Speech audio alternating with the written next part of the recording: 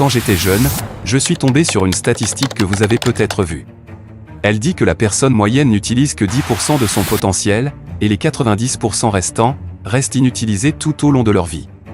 Eh bien, des recherches récentes montrent que cette statistique n'est pas vraie. La personne moyenne n'utilise en fait que 2% de son potentiel, et les 98% restants sont stockés comme un trésor enterré dans le sol, et ne sont jamais utilisés. Et à quoi les gens utilisent-ils ces 2%?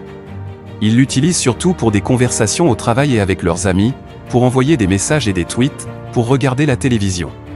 La personne moyenne regarde un écran entre 3 et 5 heures par jour, que ce soit un ordinateur, un iPhone, un iPad ou une télévision. Et la plupart de ceux qui le regardent est complètement sans importance, et n'a aucun impact sur leur vie. Mais ce que vous faites encore et encore devient une habitude. Donc aujourd'hui, nous avons toute une génération de personnes qui ont pris l'habitude de regarder des écrans tout le temps, et en conséquence, leur vie avance très, très lentement. Alors vous devez vous poser la question, est-ce une bonne utilisation de mon temps? Quand j'ai commencé à étudier la pensée, je me suis demandé quelle est l'activité qui a les conséquences potentielles les plus importantes dans la vie. La réponse est la pensée. Car la manière dont vous pensez, la qualité de votre pensée, détermine la qualité de vos décisions et de vos choix. Vos décisions et vos choix déterminent les actions que vous entreprenez. Et les actions que vous entreprenez déterminent vos résultats. Vos résultats déterminent la qualité de votre vie, et tout commence avec votre pensée. Vous m'avez parfois entendu demander quel est le travail le mieux rémunéré en Amérique. Quel est le travail le plus important dans n'importe quel emploi, ou n'importe quelle entreprise? La réponse est la pensée.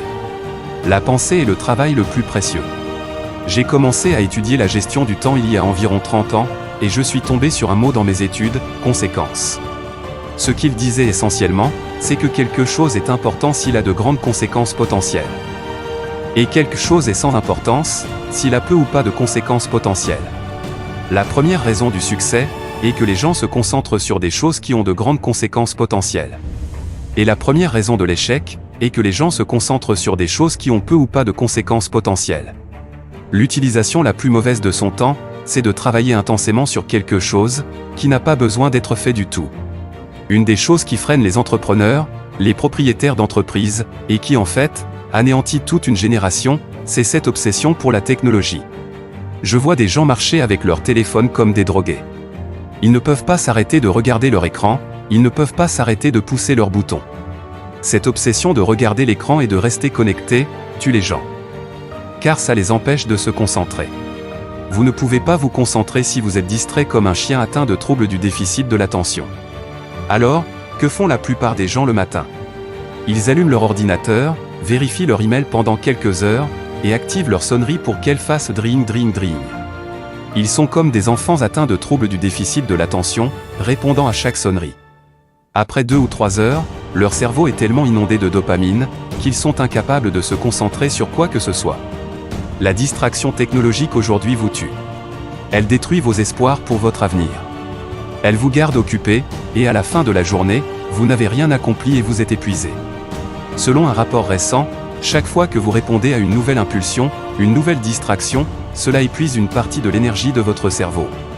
À la fin d'une journée typique, le QI de la personne moyenne a diminué de 10 points. Pour doubler votre revenu, augmenter la taille de votre entreprise et devenir éventuellement riche, voici une méthode simple. Lorsque vous commencez votre journée, laissez tout éteint. Ne vérifiez pas votre ordinateur, ni votre iPhone, ni rien d'autre. Il n'y a rien là-bas qui soit important. Un ami à New York a écrit un livre il y a 2 ans intitulé « Ne vérifiez pas vos emails le matin ». Et il explique pourquoi cette vérification initie le processus d'addiction et vous garde accroché toute la journée.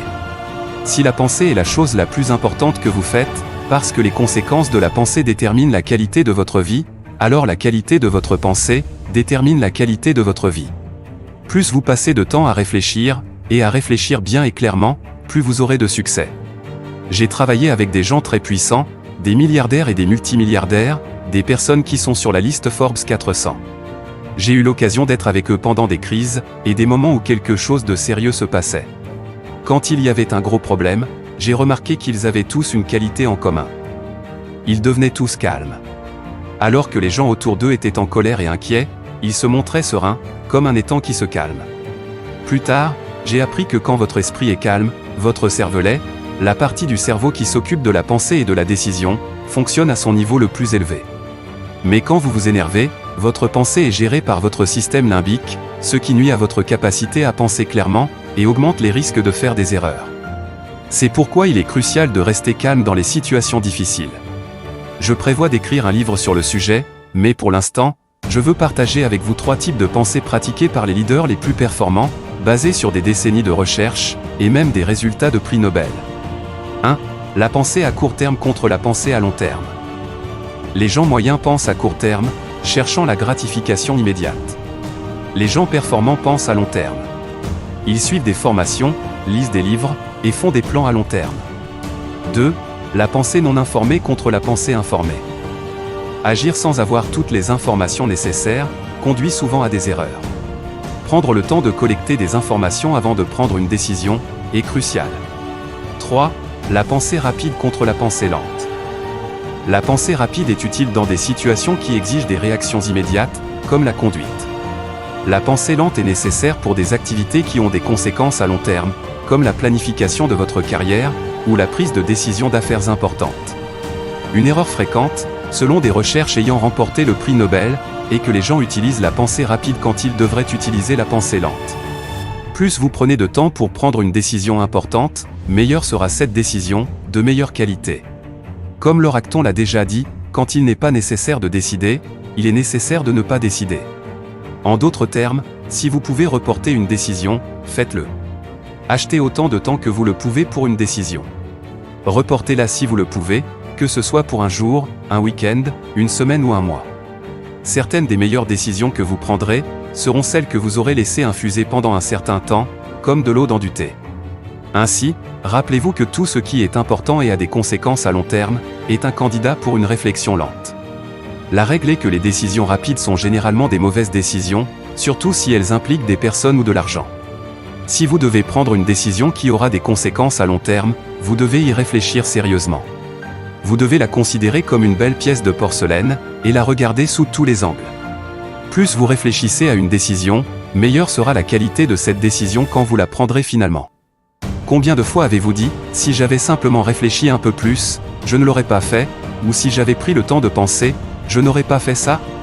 Les personnes supérieures, grâce à l'expérience et souvent à des expériences douloureuses, apprennent à prendre leur temps pour prendre des décisions importantes.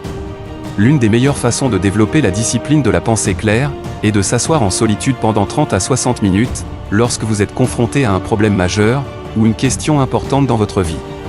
La solitude a été découverte et redécouverte à travers toute l'histoire de l'humanité comme étant l'outil de réflexion le plus puissant. Imaginez un seau d'eau avec du limon. Si vous le laissez reposer un moment, tout le limon tombera au fond, et l'eau deviendra parfaitement claire. C'est exactement ce qui se produit lorsqu'on pratique la solitude. Si vous vous asseyez tranquillement, sans bruit, sans distraction, sans rien à lire, juste en vous asseyant tranquillement, ce qui demande une discipline considérable les premières fois que vous le faites, après environ 25 ou 26 minutes, votre esprit s'éclaircit. La solution à tout problème sur lequel vous avez travaillé, surgit simplement dans votre esprit. La réponse à toute question avec laquelle vous avez été aux prises vous vient tout simplement. C'est presque comme un miracle. Quand vous pratiquez la solitude, vous activez en fait votre esprit supraconscient et votre intuition. Et quelque chose avec lequel vous avez eu du mal ou que vous avez tenté de résoudre, devient soudainement clair, et vous savez exactement quoi faire. Voici la merveilleuse chose à propos de la solitude, tout le monde qui la pratique, vous dira que c'est incroyable. Si vous ne l'avez jamais fait auparavant, essayez simplement une fois. Prenez 25, 30 minutes, ou même 1 heure si vous pouvez, et asseyez-vous simplement en silence, seul. Laissez votre esprit se calmer, et laissez-vous simplement vous calmer et penser. Les choses les plus incroyables se produiront.